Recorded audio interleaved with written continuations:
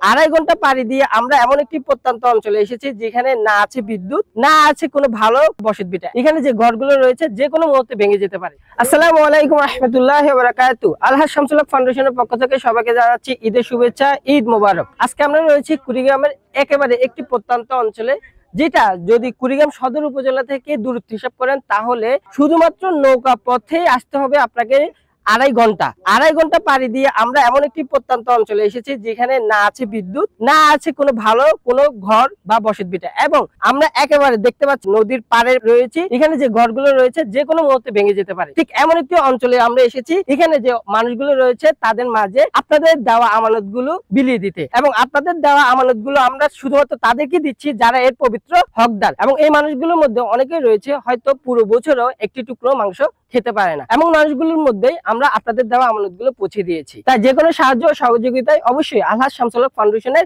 সাথেই থাকবেন।